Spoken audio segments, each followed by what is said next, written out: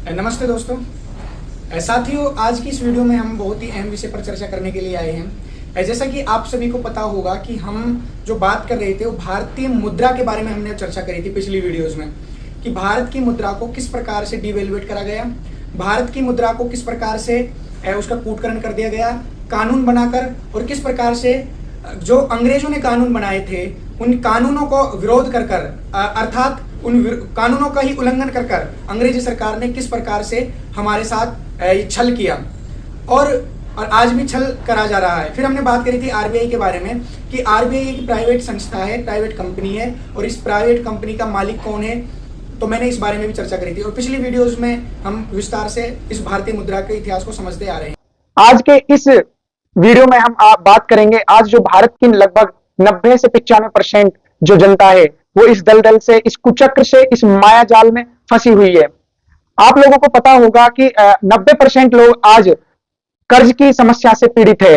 वो कर्ज की समस्या के कारण अपनी इतनी यातनाएं सहने के लिए मजबूर है कि जिसके कारण, इस कर्ज के कारण, ना तो वो समाज के प्रति ध्यान दे पाता है, ना अपने परिवार, अपने बच्चों के प्रति, ना देश क्या होता है, राष्ट्र क्या होता है, इन किसी भी चीज के प्रति वो ध्यान नहीं दे पाता है।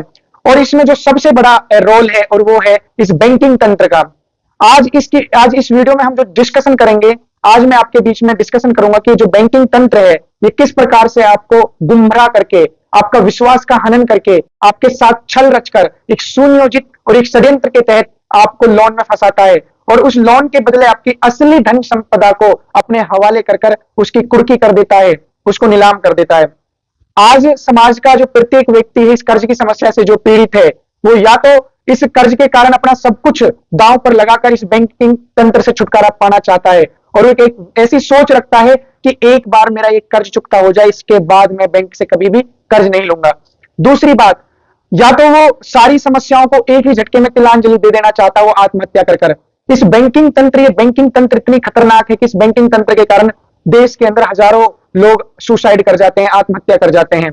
आखिर इस बैंकिंग तंत्र आपको गुमराह, आपको गुलाम, आपके साथ छल कैसे रचती है, आपको कैसे गुमराह किया जाता है, आपका विश्वास के साथ कैसे हनन किया जाता है, आपको कैसे लूटा जाता है, आपकी असली धन संपदा को इन कागजों के बदले, जो हमको ये भी नहीं पता कि रुपया है भी या नहीं भी, इसके बदले आपको कैसे लूट लिया जाता है। आज की वीडियो में हम विस्तार से चर्चा करेंगे और मैं आप सभी साथियों से निवेदन करना चाहूंगा, ये वीडियो थोड़ी लंबी हो सकती है, लेकिन मैं आपको यकीन दिलाता हूं कि ये वीडियो आपको, जो व्यक्ति आत्महत्या करने के लिए तैयार हैं, सुसाइड करने के लिए तैयार हैं, इस बैंकिंग तंत्र की तानाशाही, इस बैंकिंग तंत्र की बर्बरता और इस बैंकिंग तंत्र की गाली गलौच और इस बैंकिंग तंत्र के द्वारा, और जो इस बैंकिंग तंत्र के द्वारा, जो ये बैंकिंग तंत्र के एग्जीक्यूटिव हैं, ये अधिकारी हैं, ऑफिसर्स हैं, जो आपको प्रताड़ित करते हैं, आपको गाली गलौच करते हैं, आपको धमकियां देते हैं, मैं आपको दावा के साथ कह सकता हूं कि आज की इस वीडियो को देखने के उपरांत आप कोई भी किसी भी बैंकिंग तंत्र से आपको डरने की जरूरत नहीं पड़ेगी। साथियों, हम जब बैंक से लोन लेते हैं तो एक विश्वास के आधार पर हम लोन लेते हैं।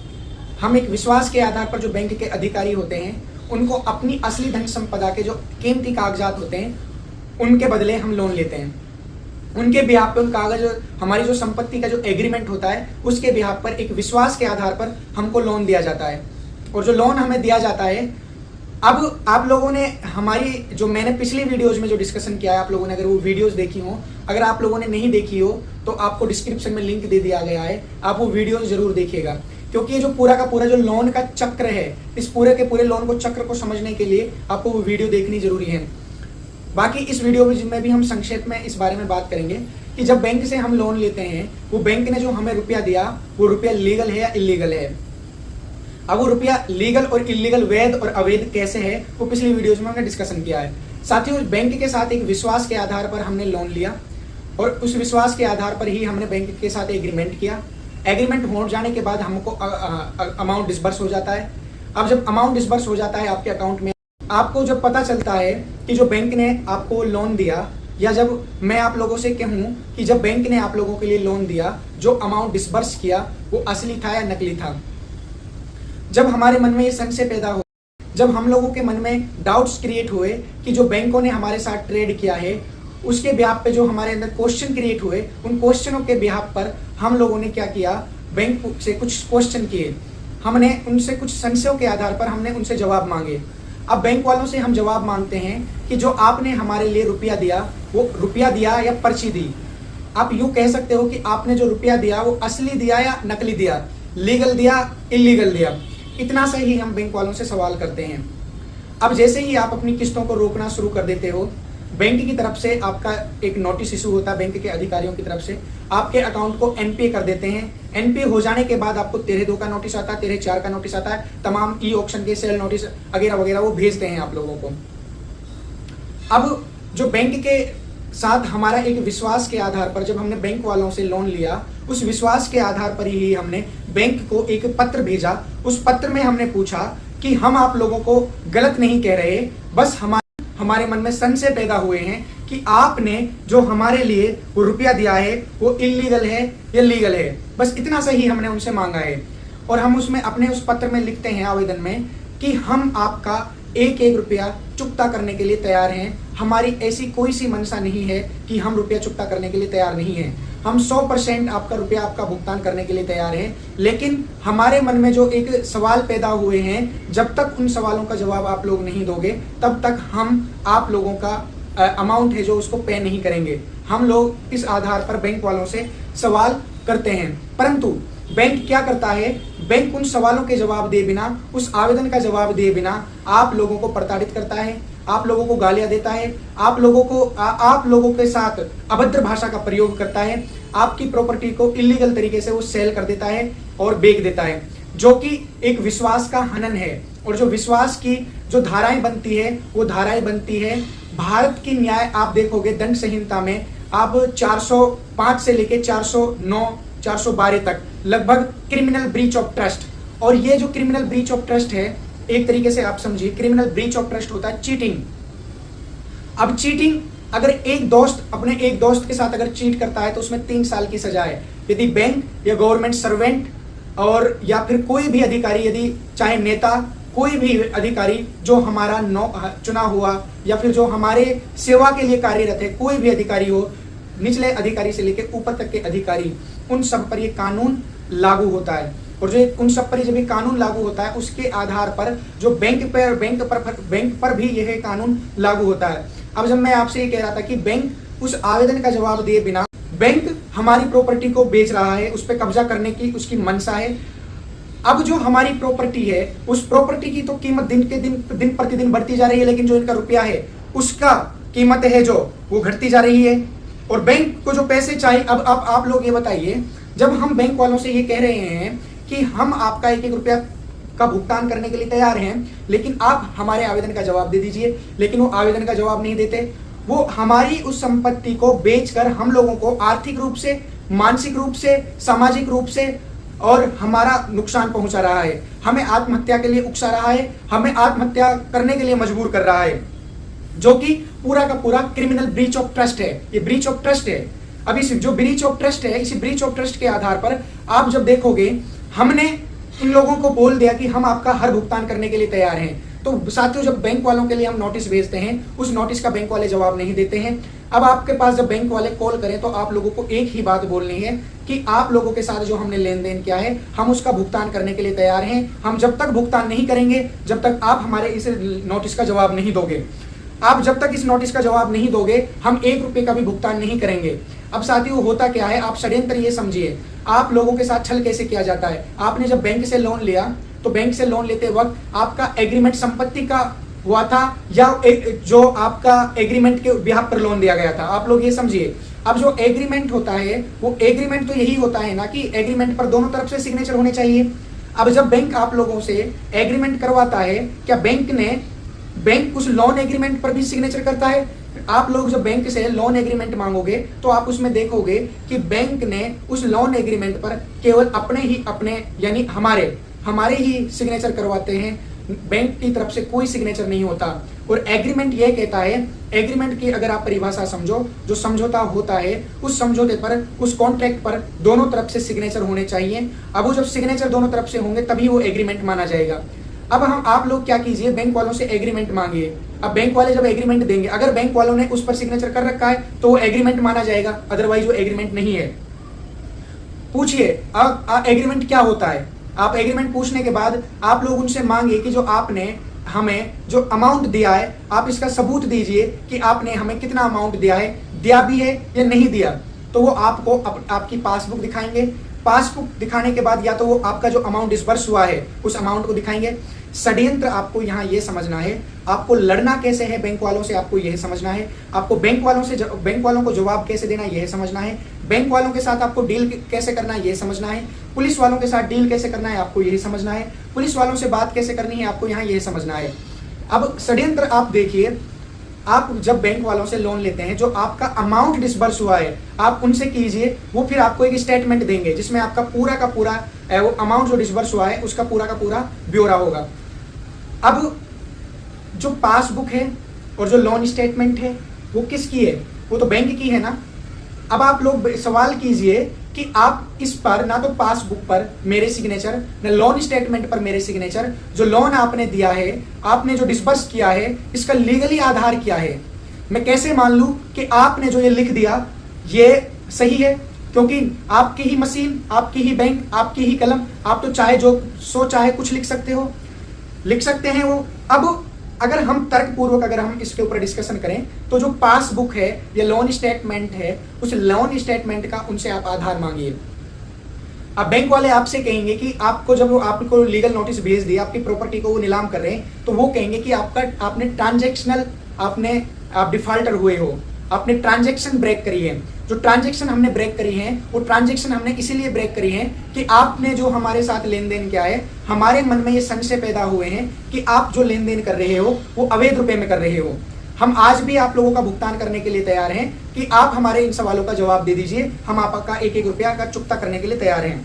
अब साथियों, जो लोन अमाउंट आपको दिया गया, अब लोन अमाउंट जो आपको दिया गया है वो लीगल है या इलीगल है? और जो बैंक ने स्टेटमेंट आपको दी है उसका आधार मांगिए। ये क्वेश्चन आप लोगों को बैंक वालों से करने हैं। सबसे पहले यदि आपके पास बैंक की कॉल आती है तो बैंक वालों से आप पूछिए, आपको उससे पहले बैंक वालों के पास एक पत्र भेजना है, आवेदन भेजना है। आवेदन के लिए आपका डिस्क्रिप्शन में नंबर है, आप उस पर संपर्क कर सकते हो। आप जब बैंक वालों से सवाल करोगे तो उस आवेदन के बिहाफ पे करोगे, उस आवेदन में वो तमाम सारे सवाल लिखे होंगे कि आप जिस रुपए में लेन देन कर रहे हो वो असली है या नकली, और भी उसमें काफी सारे सवाल होंगे। तो जब भी बैंक वालों की तरफ से आपकी कॉल आएगी तो बैंक वालों से आपको पूछना है कि सर हमने आप लोगों के लिए ये लीगल नोटिस भेजा है, इस लीगल नोटिस का आप जवाब दे दीजिए, हम आपका भुगतान करने के लिए तैयार हैं। पहली बात। दूसरी बात, आपको लोन एग्रीमेंट मांगना है। तीसरी बात, आपको लोन स्टेटमेंट मांगनी है। अगर ये जो आधार आपको बनाना है, जो लड़ने का आपका एक आधार बनाना है, वो मैं आपके आधार के बारे में बात कर रहा हूँ। जब हम कोर्ट तक जाएंगे तो हम कोर्ट में हम बात करेंगे कि जो लोन एग्रीमेंट होता है वो लोन एग्रीमेंट दोनों तरफ से होता है या एक तरफ से होता है। जो लोन स्टेटमेंट है, जो इन्होंने अमाउंट डिस्बर्स करा है, उस लोन अमाउंट जो इन्होंने डिस्बर्स करा है उन्होंने वो कहां से करा, उसका आधार क्या है। अमाउंट लोन स्टेटमेंट तो क्रिएट भी करी जा सकती है, बनाई भी जा सकती है ना, लेकिन उसका ऑथेंटिक आधार भी तो होना चाहिए। हमने अपनी पुष्टि के लिए, आपकी पुष्टि के लिए आपने हमारे डॉक्यूमेंट्स लिए, आपने हमारी संपत्ति के डॉक्यूमेंट्स लिए। हम आज भी आपका भुगतान करने के लिए तैयार हैं। आप हमसे कह रहे हो कि आप डिफॉल्टर हो, हम आपका कोर्ट के अंदर हम जाने के लिए तैयार हैं। कोर्ट के अंदर भी जब भी हम पहुंचेंगे हम बात करेंगे कि हम आज भी आपका भुगतान करने के लिए तैयार है, लेकिन सबसे पहले आप लोगों को इनका जवाब देना है। अब साथियों, अब यहाँ आप लोगों को देखना यह है, जब बैंक की तरफ, बैंक को हम नोटिस भेज रहे हैं, बैंक उसका जवाब नहीं दे रहा, तो बैंक क्या करता है, वो डीसी के पास पहुंचता है, जिला न्यायालय के पास पहुंचता है।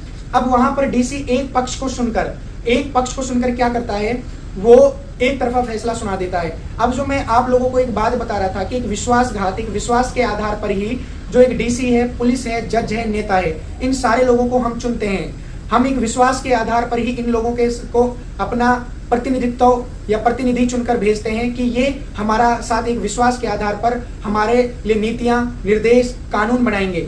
अगर उसका एक कानून का हनन करते हैं तो ये क्रिमिनल उसके आधार के अंदर आते हैं, ये आपराधिक, जघन्य अपराध के अंतर्गत आते हैं। तो अब अगर डीसी भी आपको बिना बुलाए एक तरफा बैंक के लिए अगर नोटिस दे देता है कुर्की करने के, तो यहाँ पर जो डीसी है उसके खिलाफ भी आपको मुकदमा करिए, उसके खिलाफ भी आप कोर्ट में जाइए। क्रिमिनल ब्रीच ऑफ ट्रस्ट कि हम लोगों ने जो पुलिस है जो और जो डीसी है उनको एक विश्वास के आधार पर हम मानते हैं। हमारा विश्वास है तभी हम पुलिस को मानते हैं, हमारा विश्वास है हम तभी जज को मानते हैं, वरना जज कौन होता है हमारे ऊपर निर्णय देने वाला? एक विश्वास के आधार पर ही सारा चीजें होती है। अब साथियों, जो ये जो क्रिमिनल ब्रीच ऑफ ट्रस्ट की मैं धाराएं आप लोगों को बता रहा हूं, ये क्रिमिनल ब्रीच ऑफ ट्रस्ट की धाराएं आईपीसी में अगर आप देखोगे तो ये 405 से लेके 409, 412 के अंतर्गत आप समथिंग आप देख सकते हो।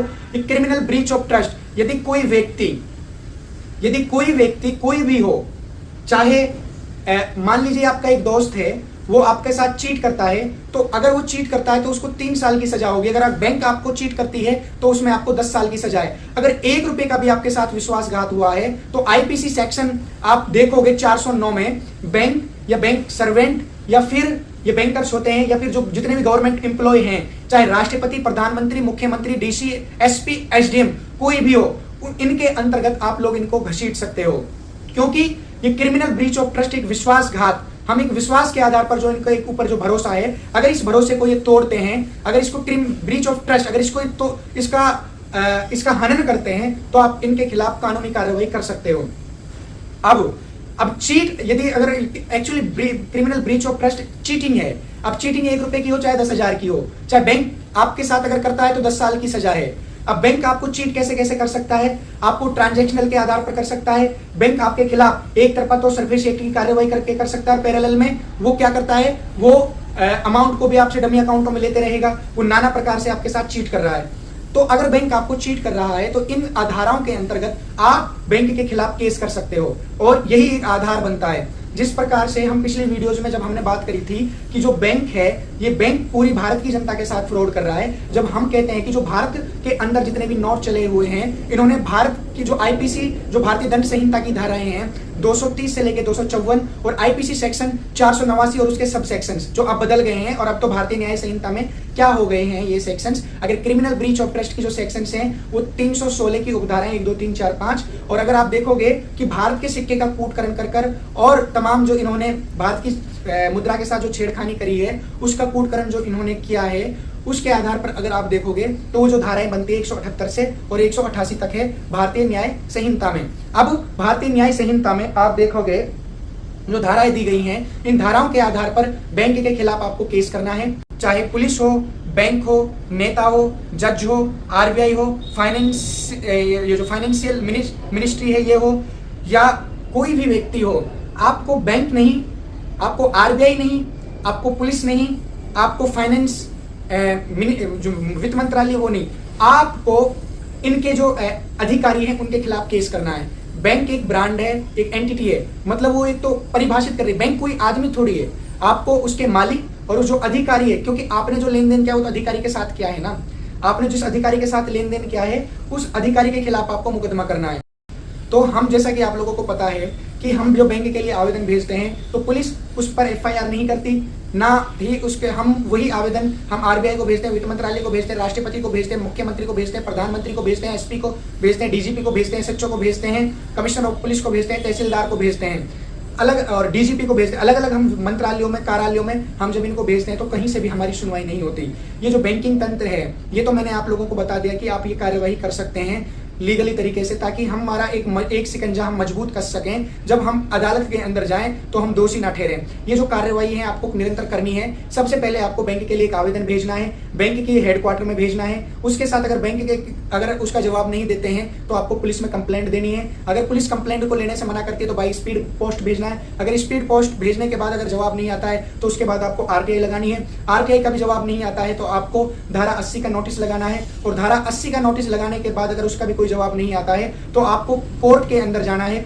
और कोर्ट के अंदर आपको एक पूरा का पूरा ड्राफ्टिंग करवाकर, जो मैंने आपको बता रहा हूं कि एक विश्वासघात हुआ है हमारे साथ क्रिमिनल ब्रीच ऑफ ट्रस्ट के आधार पर, पुलिस को, डीसी को, बैंक के अधिकारियों को बाय नेम आपको पार्टी बनाना है, और उसके आधार पर हमको कोर्ट के अंदर ये केस लड़ना है। अब ये तो बात हो गई एक तरफा, हम जो बात कर रहे थे कानूनी प्रक्रियाएं।